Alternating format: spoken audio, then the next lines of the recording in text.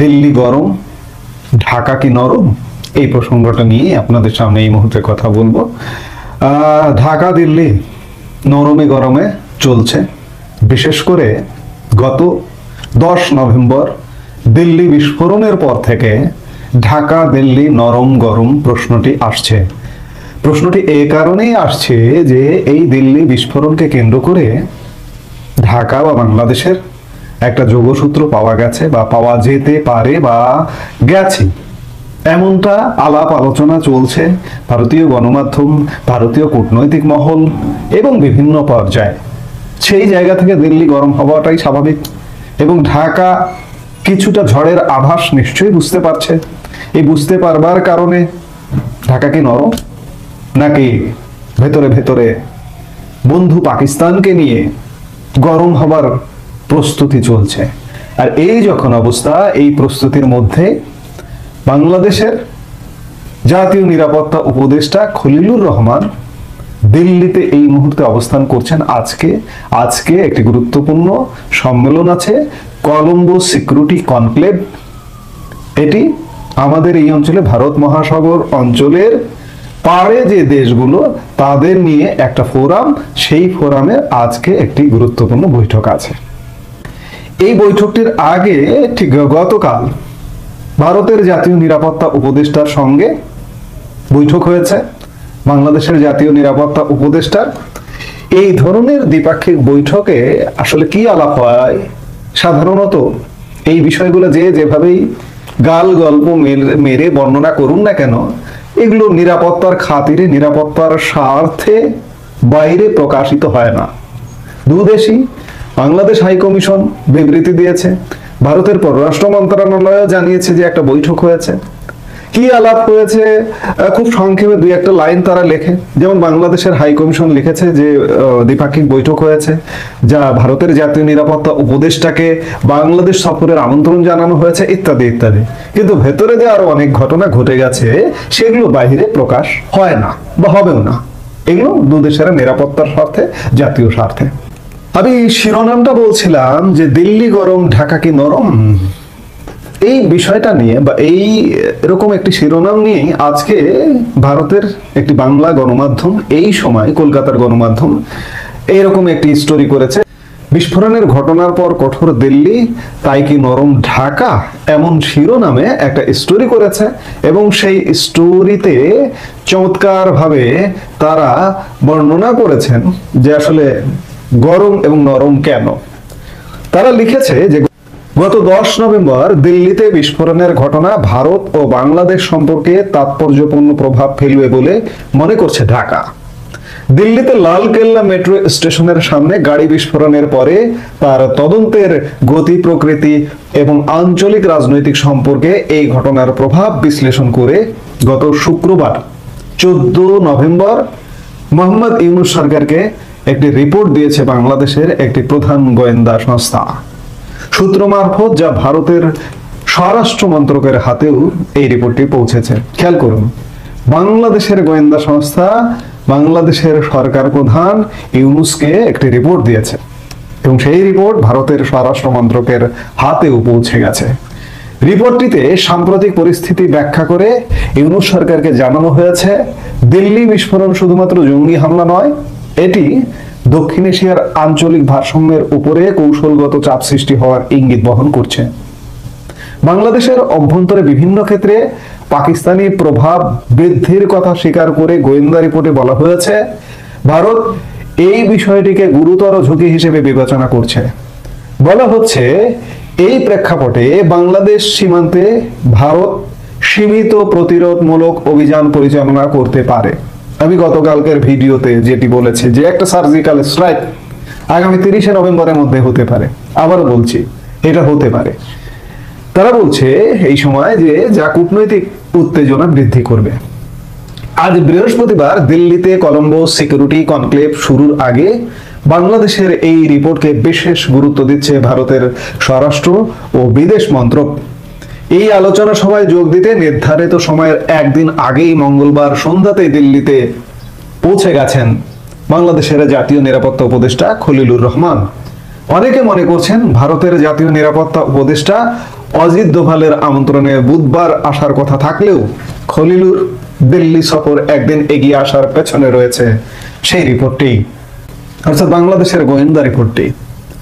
স্বরাষ্ট্র মন্ত্রকের এক উচ্চ পদস্থ সূত্র জানাচ্ছে, বাংলাদেশ সীমান্তে চিকেন স্নেক নামে পরিচিত শিলিগুড়ি করিডোর নিয়ে পাকিস্তানপন্থী মৌলবাদীদের হুমকির পরিপ্রেক্ষিতে ওই এলাকার আশপাশে নিরাপত্তা জোরদার করার জন্য নতুন ক্যান্টনমেন্ট গড়ে বাড়তি সশস্ত্র বাহিনী মোতায়েনের সিদ্ধান্ত নেওয়া হয়েছে। সুরক্ষার প্রয়োজনে এটি দিল্লির স্বাভাবিক প্রতিক্রিয়া। এই সময় বলছে যে তাই বলে প্রতিবেশী বাংলাদেশে ড্রোন, ক্ষেপণাস্ত্র বা বিমান হামলার মতো সীমিত প্রতিরোধমূলক অভিযান চালানোর কোনো ভাবনা এখনো ভারত সরকারের নেই। আমিও বলেছিলাম গতকালকে যে ভারত সরকার খুব সহসা বা সহজে বাংলাদেশের উপরে কোনো অ্যাটাক করবে না, কারণ যে বাংলাদেশকে তারাই স্বাধীন করে দিয়েছে সেই বাংলাদেশের চূড়ান্ত কোনো ক্ষতি ভারত করবে না, এখনো পর্যন্ত ক্ষতি চায় না। তারা চায় ভারত বাংলাদেশ একটা চমৎকার সম্পর্কের মধ্যে দিয়ে দুই দেশ বেড়ে উঠবে, বড় হবে, একসাথে বড় হবে। কিন্তু বাংলাদেশের বর্তমান প্রেক্ষাপট সেটি হতে দিচ্ছে না। সেই জায়গায় কি করবে? এবং এই যে বর্তমানে নানা রকম জঙ্গিপনা, নানা রকম উত্তপ্ত পরিস্থিতির কারণে আলাপ আলোচনা যদি না হয় চূড়ান্ত বিচারে, ওই যে ড্রোন, ক্ষেপণাস্ত্র, বিমান ইত্যাদি চলে আসতেই পারে। বলা হচ্ছে যে ইউনূসের জামানায় পাকিস্তান প্রেমে উজ্জীবিত হয়ে মৌলবাদী ও জঙ্গি শক্তি নতুন করে যে শক্তি সঞ্চয় করছে তার প্রমাণ দিল্লির হাতে রয়েছে। ভারতীয় গোয়েন্দাদের দাবি, কারামুক্ত জঙ্গি নেতাদের এই জিহাদি কাজকর্মে পরিকাঠামো ও অর্থ যোগাচ্ছে পাকিস্তানি গুপ্তচর সংস্থা আইএসআই। পাকিস্তানি মৌলবাদী ধর্মীয় সংগঠনের নেতারা সীমান্ত এলাকার মাদ্রাসাগুলিতে বক্তৃতা করে তরুণদের জিহাদি পথে দাওয়াত দিচ্ছে। কোথায় কোথায় জঙ্গিদের অস্ত্র প্রশিক্ষণ হচ্ছে তার সুনির্দিষ্ট জিপিএস লোকেশনও ভারতের গোয়েন্দাদের হাতে রয়েছে। আমরা এগুলো দীর্ঘদিন ধরেই বলে আসছি। এই পরিস্থিতিতে ঢাকাকে বলে বুঝিয়েই ক্ষান্ত করা যাবে বলে মনে করছে স্বরাষ্ট্র মন্ত্রকের কর্তারা। বুধবার ভারতের জাতীয় নিরাপত্তা উপদেষ্টা দোভাল বাংলাদেশে তার কাউন্টার পার্ট খলিলুর রহমানের সঙ্গে আলোচনায় এসব বিষয় নিয়ে কথা বলতে ছাড়েননি, যে তা স্বাভাবিকভাবেই কূটনৈতিক মহল মনে করছে। একই সঙ্গে নিশ্চয়ই এই আশ্বাসও দিয়েছেন যে সরকারের গুরুত্বপূর্ণ পদাধিকারীরা অকারণে ভারত বিরোধী জিগির তুলে পরিস্থিতি উত্তপ্ত করা বন্ধ করলে এবং কড়া হাতে জঙ্গিদের শায়েস্তা করলে ড্রোন বা ক্ষেপণাস্ত্র হানার আতঙ্কে থাকতে হবে না। সতর্ক করে দিয়ে থাকতেই পারে। কোথায় কোথায় জঙ্গিদের অস্ত্র প্রশিক্ষণ চলছে তার তালিকাও খলিলুর রহমানের হাতে তুলে দিতে পারে ভারত। দুই দেশ পৃথক বিবৃতিতে জানিয়েছে দোভাল ও খলিলুরের বৈঠকটি হয়েছে জাতীয় নিরাপত্তার খাতিরে, বিস্তারিত বলা সম্ভব নয়। বাংলাদেশ, শ্রীলঙ্কা ও ভারত ছাড়া কলম্বো সিকিউরিটি কনক্লেভের সদস্য দেশ মালদ্বীপ ও মরিশাস আজ অনুষ্ঠিত হওয়া এই বৈঠকে অতিথি হিসেবে উপস্থিত থাকবেন মালয়েশিয়াও। গত বছরের আগস্টে কলম্বোয় কনক্লেভের ষষ্ঠ বৈঠকটি অনুষ্ঠিত হয়েছিল। বাংলাদেশ অস্থির পরিস্থিতির কারণে সেই বৈঠকে যোগদান করতে পারেনি। বুধবার দিল্লিতে বিদেশ মন্ত্রক জানিয়েছে সপ্তম অধিবেশনের উদ্দেশ্য সমুদ্র পরিসরের নিরাপত্তা বোঝাপড়া বৃদ্ধির পাশাপাশি এই বিস্তীর্ণ অঞ্চলে সন্ত্রাসবাদ প্রচার, পরিকাঠামো প্রসার রোধ এবং সংগঠিত অপরাধের মোকাবেলায় সমন্বয় বৃদ্ধি। ভারত ও বাংলাদেশের মধ্যে আলোচনায় অবশ্যই গুরুত্ব পেয়ে গেছে সন্ত্রাসবাদের প্রচার ও পরিকাঠামো প্রসার রোধের বিষয়টি। বাংলাদেশ সরকারের হাতে তুলে দেওয়া সে দেশের গোয়েন্দা রিপোর্টটিতে বলা হয়েছে, ভারতের গোয়েন্দারা ধারণা করছেন, ১. বিস্ফোরণ নকশা ও অর্থায়ন হয়েছে ঢাকায় অবস্থানরত পাকিস্তান পন্থী চক্রের মাধ্যমে। ২. ২৬ অক্টোবর ২০২৫ তারিখে পাকিস্তানের joint chiefs of staff general Shahir Shamsad Mirza বাংলাদেশে এসে ডক্টর ইউনূস ও সেরা কর্মকর্তাদের সঙ্গে সাক্ষাৎ করেন। এর ১৪ দিন পরে দিল্লি বিস্ফোরণ ঘটার সংযোগ রয়েছে। ৩.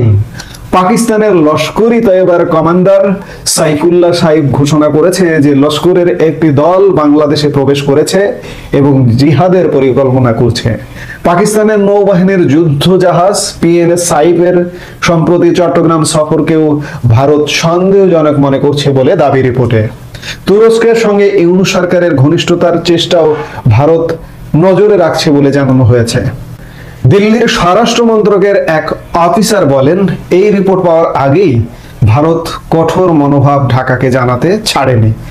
দিল্লি বিস্ফোরণের আগে উত্তর পূর্ব ভারতে বাড়তি সেনা সমাবেশের প্রস্তুতি দেখেই ইউনূস সরকার সুর নরম করতে শুরু করে।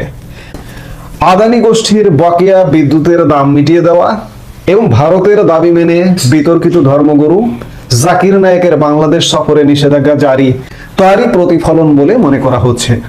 খলিলুর রহমান ফিরে আসার পরে সুর আরো নরম হবে বলে আশাবাদী স্বরাষ্ট্র মন্ত্রকের কর্তারা।